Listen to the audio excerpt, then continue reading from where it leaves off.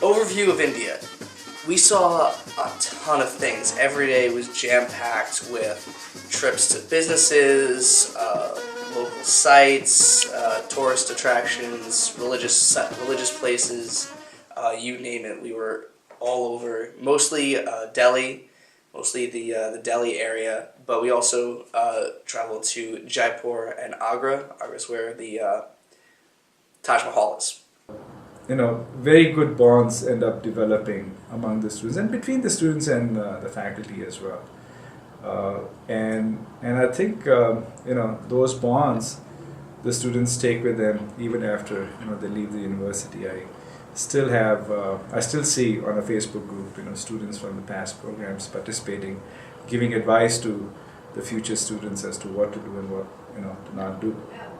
So I think that's another benefit that we see. Like a mental resilience and social resilience and emotional resilience. Those are things that are really hard for employers to see from a resume and to hear from just a little interview. But if an employer can hear the stories of how you can be resilient, how you were mentally resilient when you went to India and what you were able to accomplish, and how you socially were able to interact with somebody from a different culture and with a different set of beliefs and a different set of ideas, that makes a pretty big statement in an interview and a pretty big statement to an employer. As someone who works in international education, obviously, I think it's extremely important. And actually, every year, only about 1% of students in higher education study abroad.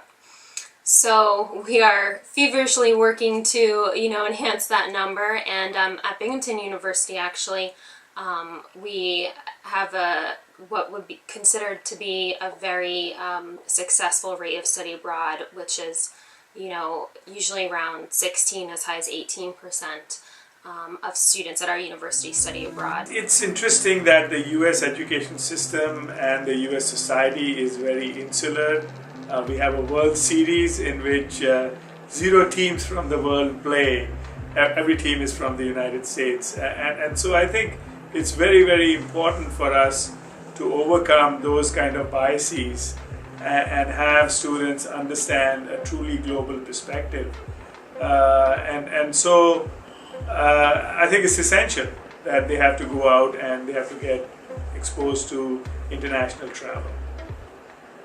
But I don't think that there's anything that quite compares with the experience of stepping outside your own culture and your own comfort zone and having just the experience of living in another country and another culture.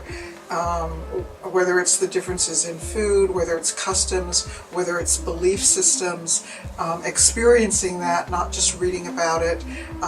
It's an unparalleled way of being able to understand the perspectives of other people and other cultures. When I came to Binghamton, I was having a conversation with the dean, and he mentioned that he wants to internationalize School of Management and the Binghamton student experience. And so we started talking about how we could do that, and we said, how about a study abroad tour to India? And he said, sure. And so that's kind of how, on the professional side, we got started. My name is Lucas Espinoza. I'm from Long Island, New York. I am a Fast Track MBA student, and I'm majoring in marketing. My name is Elida. I'm a junior studying bioengineering here at Binghamton University. My name is Andrew Williamson. I am an MBA student, School of Management. I'm from Dix Hills, New York on Long Island. To be honest, I don't know too much about India, but some of the stereotypes I would say, at least when it comes to the business world, is that they are primarily in IT and call services, which is a lot of what they've been outsourced from the US. So I guess while that's true to an extent, that's kind of a stereotype that I have, that I kind of view it as that's all they do, when I'm sure there's a lot more things going on. I think that travel and experience abroad is really important, with the world being global and companies going into different places like India and China. It's really important for people to get first-hand experience in those countries, to be able to tell their future employers that I have experience here, I have something to offer that people who haven't gone abroad, who stick in their little realm, have? I know that they are one of the top engineering countries. Since I'm not a business major, I haven't really looked into too much of the business in India, but I have looked into the engineering, and I know that a lot of the engineers now a lot of the engineering companies here are now outsourcing to India. So I'm definitely expecting to see some of that, and I think that can affect the culture, since it's going to be giving a lot more jobs to the Indian people, and we'll see if that affects the economy as well. Yeah, I think it absolutely does change your perspective in life. You depending on where you go, of course, but going to somewhere as exotic as India and learning the way people do things differently, their behavior, I think will definitely change my perspective, and will make me realize that I think everybody, to an extent, feels like the world revolves around them to some little degree. And I think when you think about or read about far-off places, it's a very abstract concept until you actually finally get there, land there, and actually get to experience it for yourself. I know that they have a lot of people. That's something that just the amount of people they have, the various stereotypes from America of I can't quite think of anything off the top of my head other than there's just a lot of people, and so there's like a lot of poor people, stuff like that, but that's something that we're going to learn. I think that firsthand we'll see some of those, going in we'll sort of get rid of some of those stereotypes, or get our own opinions of stereotypes. But So one thing going into this that's definitely kind of a fear in the back of my mind is all the stories you hear about India and all the concerns my family definitely has, especially my dad and stuff, of me getting kidnapped or anything over in India, because there is definitely that stereotype for girls going to India. So all of my family has warned me to be with the group at all times type thing. But I'm still excited. I'm definitely picturing a lot of noise and a lot of people and a lot of different colors, and that may just be for the festivals or something, but I definitely see a lot of that in the movies. And then I'm definitely expecting to see some poverty, because that is something that I know is happening in India. You see that, like, this may just be my prejudice from Slumdog Millionaire and stuff, but I'm definitely expecting to see that sort of thing, and then just crazy traffic. So we'll see if any of that comes true, or how much of that is actually accurate, and what happens. I'm excited. I wanted to learn more about Indian culture. From what I already know, it fascinates me, and I wanted to get a first-hand experience of what it's like there. The eBuddy experience, I think, is really great. I've been able to talk with this person who's from all the way across the other side of the world, and learn what it's like to be a student there, and it's really cool to be able to see how that. But I hope that it ends up being what I expect it to be, which is a jam-packed, from 6 a.m. to midnight every day type of ordeal, which is what we were basically told in orientation, whether that be the different activities we're going to be doing, sightseeing, or visiting the different businesses, whether they be Indian businesses with India or American businesses within India. And I think it's going to be really exciting, especially because we're going to be traveling with Professor Gupta, who I currently have as my professor for my Capstone MBA course.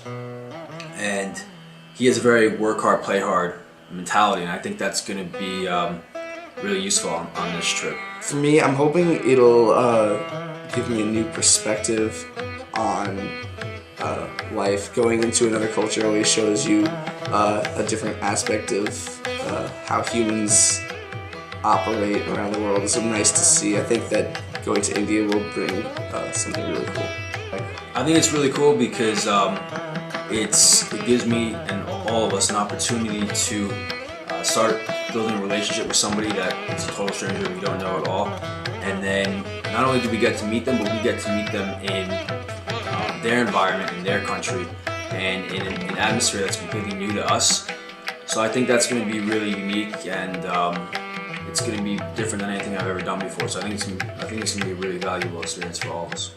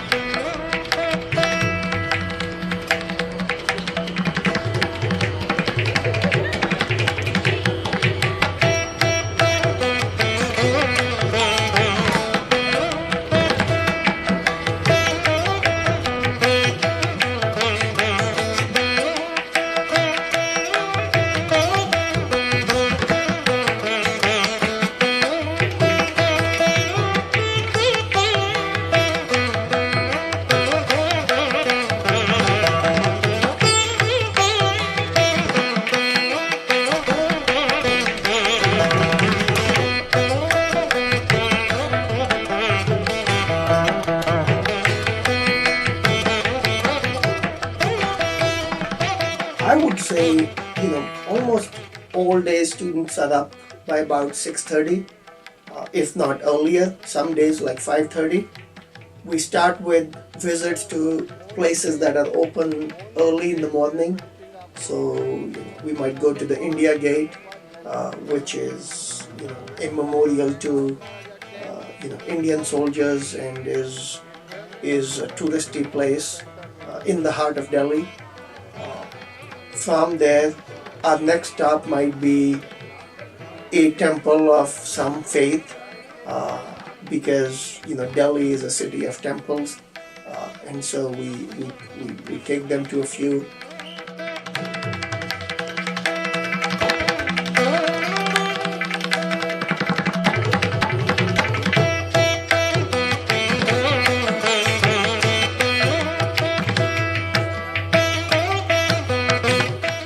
Then the next stop would be a professional visit.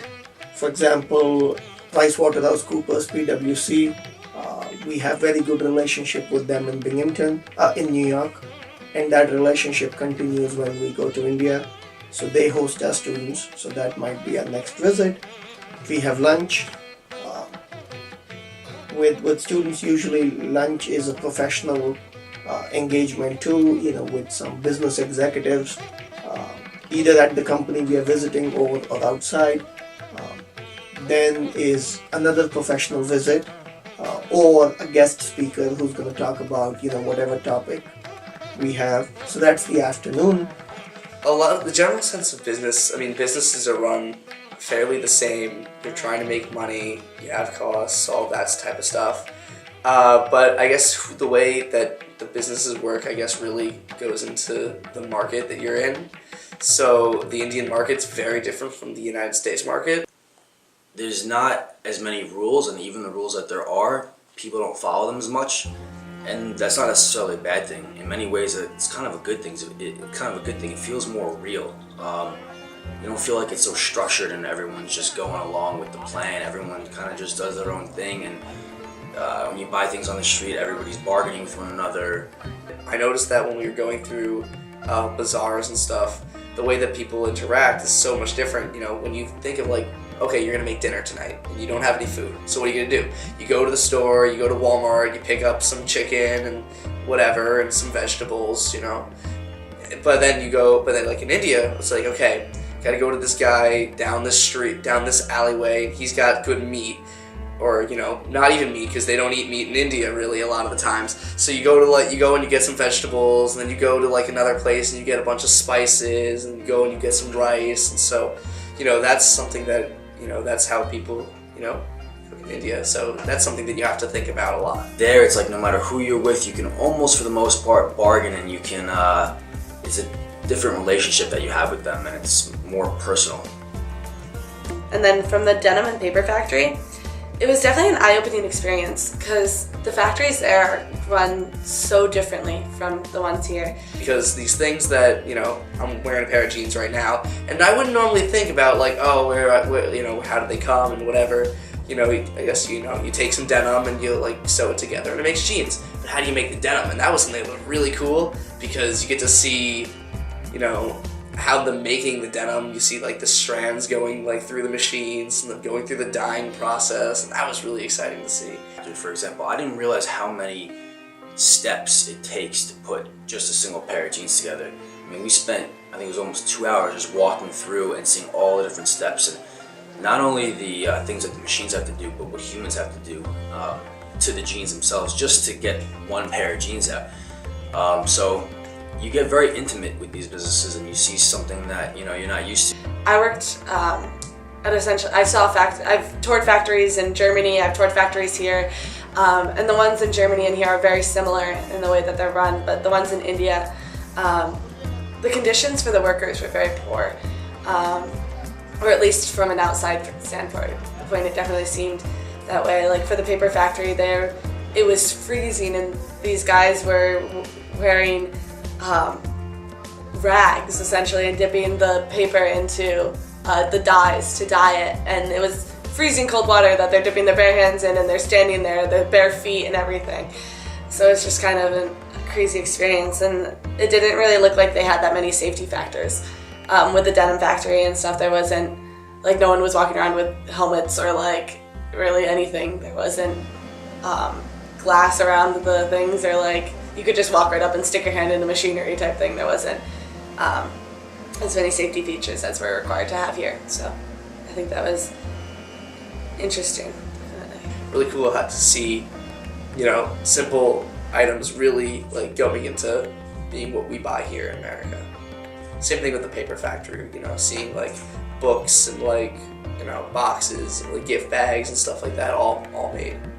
The fact that their salaries are smaller, but like their standard of living is different, and a lot of the things that they're buying is a lot cheaper than what it would be here. And also that they're a lot more of a cash-based company, which I learned a lot from Oxygen, whereas we are very plastic. Everyone has a credit card or debit card and uses that primarily, whereas they deal primarily in cash.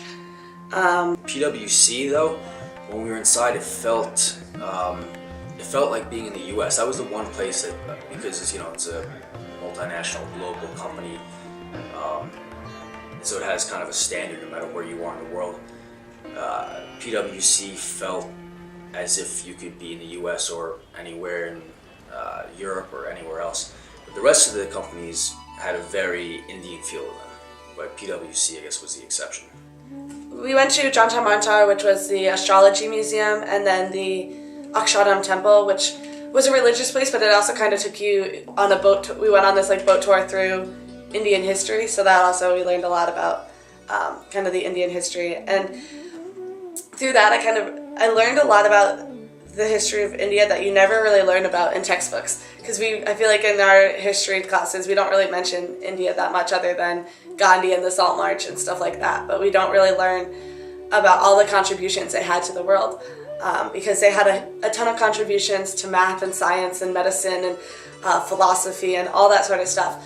And like we went to Jantar Mantar, and they had discovered astrology and astronomy way before we even had, and so that was cool. And they were accurate. They had sundials that were accurate to 2 seconds or something like that. So it was crazy, the technology that they had even back then, and the fact that we don't hear about that was just kind of cool about how we got to see their side of the story as well. One that was really incredible was KPS Gill. He was head of police and terrorist activities in India during the 80s when there was this big terrorist activity, and he talked about that being a leader and really showed a lot about what it's like to be a leader. Same thing with we had a speaker talk about a soldier who died and his life, and that was another really incredible one. We had a lot of speakers, but there were a lot of them, like KPS Gill. He was really incredible. One speaker that really stuck out to me was Vanita Deshmukh. She was such a powerful woman, and it was one of the only women that we heard from, so I think that was part of the reason she stuck out. But the main reason was she mentioned, so she was a very busy lady. She had a lot going on. She was a writer that dealt with a lot of like political situations and stuff like that. But she also had a family. She was a grandmother and all of that. So I asked her, like, how do you balance all of that? Like, that is a lot to have going on in your life, and that's something that I have trouble with a lot, is balancing everything that I do here at school. And one thing that she said was just live in the moment. Like, when I'm at home with my grandkids, I'm a grandma. I'm not thinking about the book that I'm writing or the whatever else is going on. I'm there with them because I don't get that much time with them, so I want to be there with them when I'm there. And I think that was something that really resonated with me because when I was over there, I got news from home that my grandmother had passed away. So that was really hard, just because wasn't necessarily something I was expecting to happen, and I didn't know how to deal with the wanting to be home and be with my family while still being in India. And I knew that my grandma would want me to still be in India and enjoy the rest of my trip. So it was a hard balance to hit, but I knew that that's when Vinita's talk really kind of hit home. In the fact that I just had to live in the moment. I had to be there and be present in India and enjoy what I had. And then I knew when I got home, I could go home and grieve and be with my family and do all of that. But for the time being, I had to live in the moment and just be in India. Living here in the U.S., if it's like, let's say it's 65 degrees at night, people are like, oh, it's cold, I gotta turn the heat up and put a blanket on. When we were in India, there were a few nights where it was probably like 40, 50 degrees, and it was cold, but whatever, you put a blanket on, you go to bed, you wake up in the morning, get a cold shower, whatever.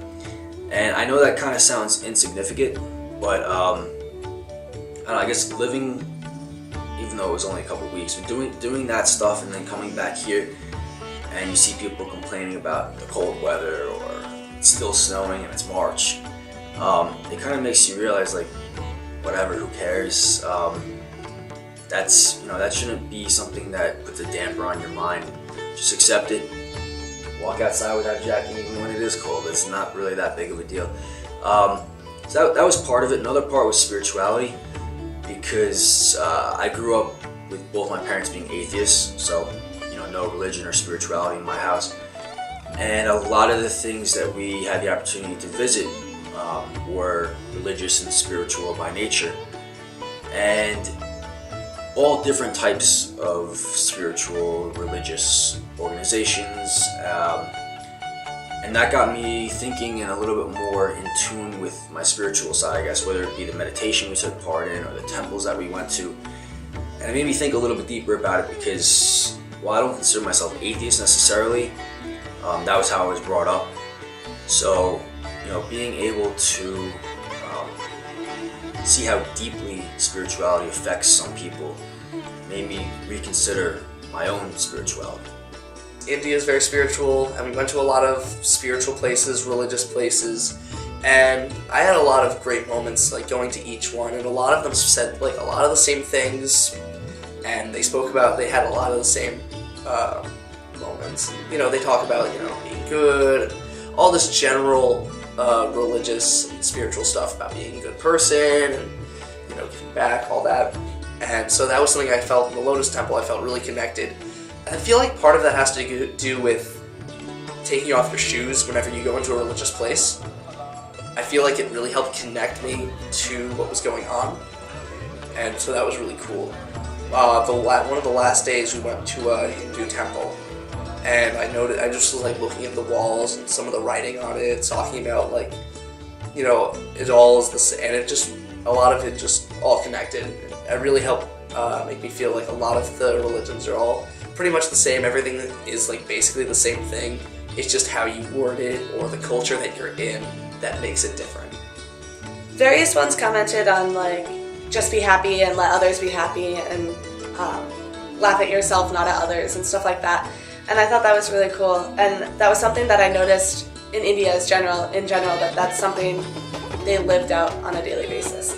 It wasn't something that they just preached, like it was something they practiced. And because you could notice in the people just the joy, no matter what their circumstances were, no matter what was going on. They were just a joyous people, because you would see, we went to an orphanage and these kids who had nothing were just happy. They had huge smiles on their faces, and you'd see the kids in the slums playing with kites just because that's what they could do.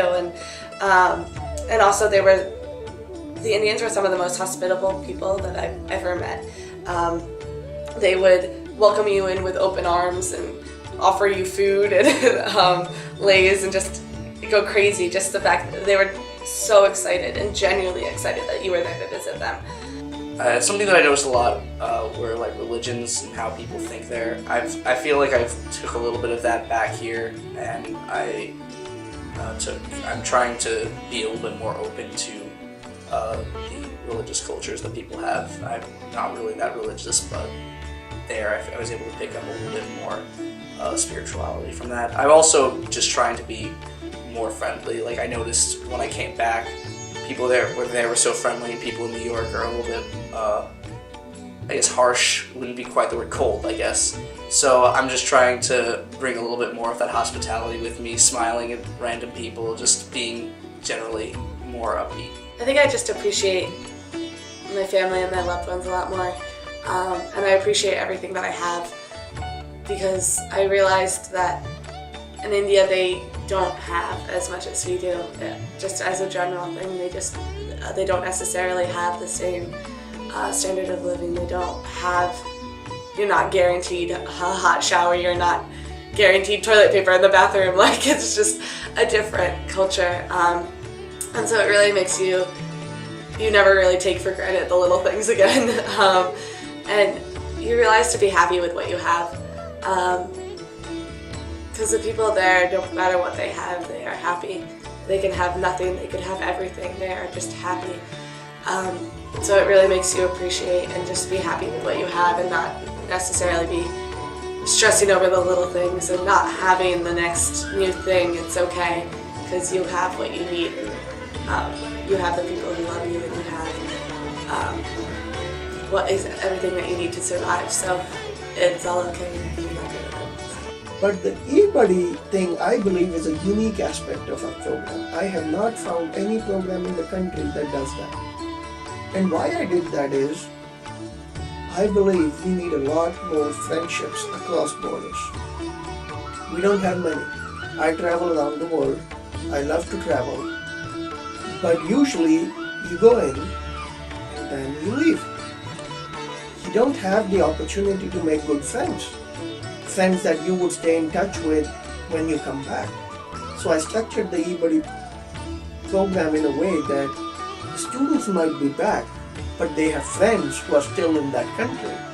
And so hopefully as these people kind of move up in their career, they stay in touch, they exchange ideas, they exchange experiences with each other, they exchange their insights, which leads to hopefully more understanding between these students. Oh, okay.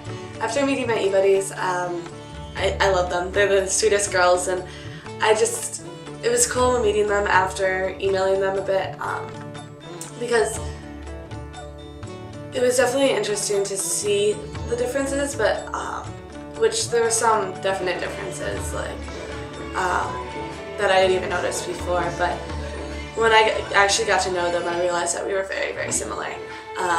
And that I noticed that through all the different schools that we visited. I think there were like 5 that we visited.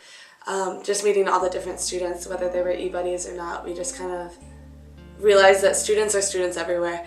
We all enjoyed hanging out with friends, and my second eBuddy brought me into her room after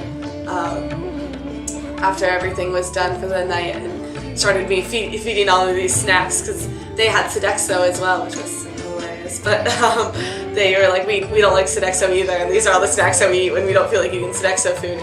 And they had stuff like ramen, or like the Indian equivalent essentially, and like Pepsi and stuff like that. So it was really funny just to see how similar we all were in the end. That you can go to the other side of the world and it's still the same people. So it was cool. The Holy Party, that I think really brought us together. That was like one of the days where finally everyone was like, you know what, I don't need to pretend or act somebody else. I can just be myself with everyone. Just let go and allow themselves to be themselves. And the e-buddies, some of the e-buddies came to the award party as well. So again, that was a relaxing setting. It wasn't like we weren't on their turf at their university. So it wasn't like we had to worry about being too professional or too formal. We could just let go and everybody could be themselves, and that allows you to bond with people a lot better. I think the Lorry party was one of the first times that we got to really kind of have fun together. And also the e-buddies came, so that really helped get closer to the e-buddies because it was outside of a school environment. We could just kind of hang out with them and have fun. Just a general thing, when you're hanging out with a group of people, you get to know them fairly well, and one of the times that you get to know them is the bus, and you sit down, you get to talk to people.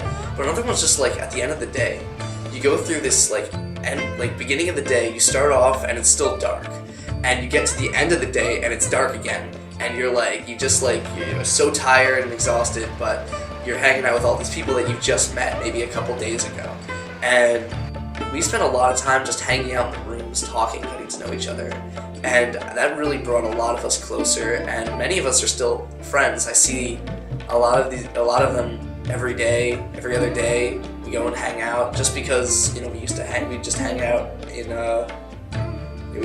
India in our rooms, just chatting, getting to know each other. So I think the biggest thing was bus trips because you're just kind of all stuck there, and so you might as well talk to each other. And we did a lot of debriefing during the bus trips, and we talked about where we had just been and what we were going to do, and it led to a lot of good conversations.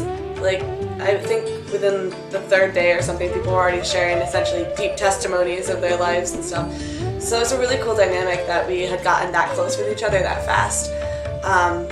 And it also helped. I went on the trip with my roommate Allie, and we got a lot closer through the trip, through that experience, and we always sat next to each other on the bus. So we got to talk about everything from the food to what was happening, to religion, to everything in between. So it was really nice to get her thoughts on some of the different things and hear everyone's thoughts about the different things, because I would come out of one of the things that we had seen and think one thing, and then hear everyone else's what everyone else had to say, and it definitely enhanced the experience. The thing that I really connected with people with was dancing. I would dance a lot while I was in India, and I can remember a ton of times. So we were at one of the schools. I think it was Jaipuria in Jaipur, and they did this whole dance routine. They were doing you do this cultural thing where they show dancing and all this, and one of the guys goes up to do some dancing, and they call up, and they're like, oh, is there anyone from the Americans that want to go and dance? And everyone had seen me dancing throughout the whole trip, and they're like, oh, Andrew, okay, yeah, sure, why not, yeah, okay, I'll go up, I'll ham it up, and that'll be fine. And I go up, and he starts dancing, and he's like, oh, yeah, no, what are we doing? It's like, oh, this hip-hop dance. I'm like, oh, okay, sure, whatever, I'll just follow you. And he just breaks out into this insane, professional style, hip-hop dance stuff, popping and locking, and I just, looked over, and I'm like, what are you doing? And I just tried to walk off stage, but they wouldn't. That I followed that later on by by singing "Staying Alive" while doing the hustle. So, he might have had more time, but mine was fun. We did a lot of dancing with Indian students, Indian people. We danced with we danced around a fire. We'd make this big fire. We'd go and dance around it. That was fun. Dancing with Professor Gupta and his cousins and family. That was a really fun time. We had a lot of fun with that. That was something that I think really was great for me. I love dancing.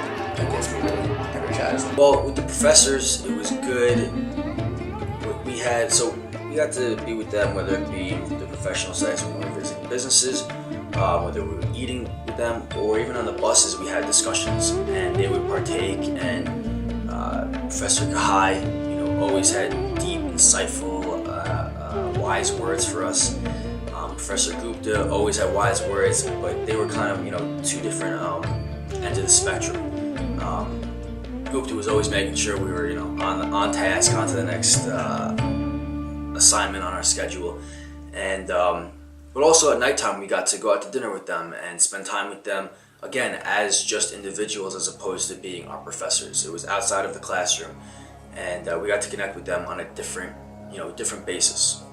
Big sport is cricket in India, and I don't think any of us ever learned how to play really very well, if at all. We had like a couple of opportunities to sort of learn. Me and Lida, we were like at this like farm thing, and whenever we like got all muddy, and like that was a really fun one. That was for the experience for the whole group. But the two of us were like, oh, let's go to like this thing. We'll go and like play cricket, and we went over and tried learning how to play, and a bunch of guys in suits were like trying to teach us how to play, and that was really fun. They were like taking pictures with us and shaking our hands. It was really funny and a lot of fun. So that was a fun one I had that me and Elida shared. That was really cool. And also the shopping for the saris was a good bonding experience with all the girls to help, because we all kind of helped each other pick out which color looked best on you and which one should you buy and stuff like that. Typical girl stuff, I don't know. And just like shopping in general. It was a pretty good bonding experience.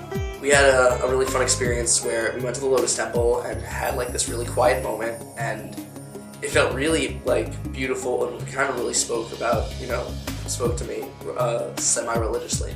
We get out of the room, we go out of the temple, and everyone's going to like the info session booth. And I was like, me and, let's see, I think Elida was there. It was Solomon, Isaac, and I think Elida.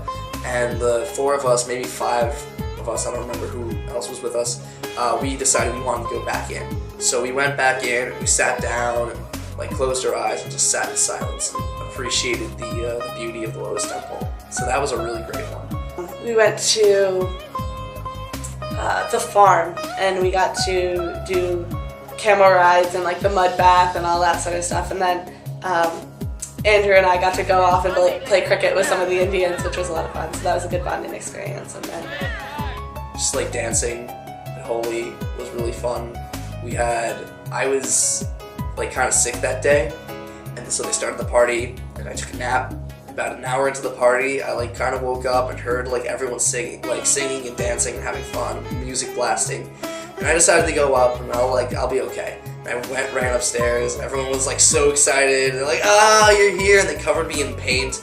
That was a really like, Holi's a very fun experience, but you have to be willing to get really, really like dirty. Like I had color on me for about a week. My wash still has purple on it.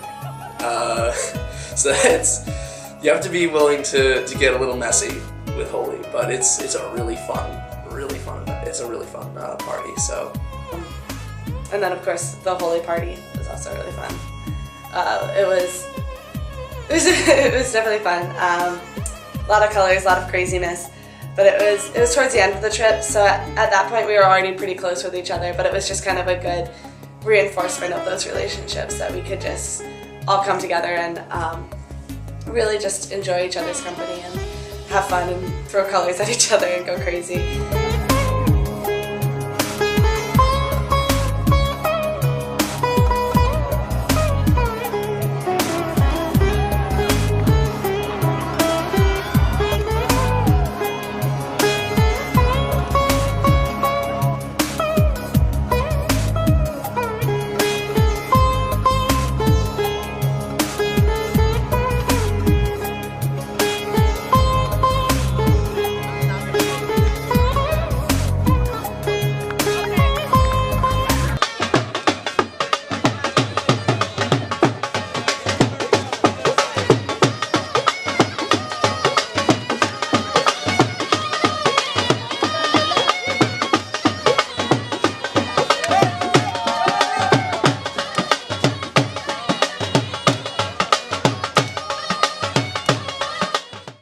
And even though I was only there for 2 weeks, it was such a jam-packed, full of sunrise to past sunset all day long. You're doing things and you're immersed in a new culture that you've never experienced before, and unless you do it yourself, you're missing out. And helps you to really get outside of your shelter view, small perspective of the world. If you're doing this trip, actually any trip in general, you should really take advantage of where you are. It doesn't matter if you're in a place halfway across the world or if you're like 3 states over. Take advantage of seeing everything that you have. What you're like there for is to you're there not to drink in a different place that you're used to. You're there to learn about something that's different from your own. So definitely take advantage of what is there. Talk to people, get to know what people are like, what makes them different, what makes them similar. Something I noticed, people are very different, but they're also very similar. So find out what those similarities are, find out what's different, and sort of appreciate that. That's something I'd say. Study abroad, I would definitely do it. I never got the opportunity to do it during the semester, but I've gotten a couple opportunities to go during winter and summer. So take advantage of the time that you have to. The Indian experience has been tremendous, and as I speak to students, they tell me that they are different individuals after they come back from a trip, even though the trip is only 10 days. It exposes them to so many different perspectives. It shatters many of the stereotypes that they have thought about in terms of India, the elephants and the snake charmers and all of that stuff. And they begin to realize that, they are emerging economies in the world that are going to be, the future of the world business area. And for them, they have to be able to understand these economies before they can really take any steps as far as future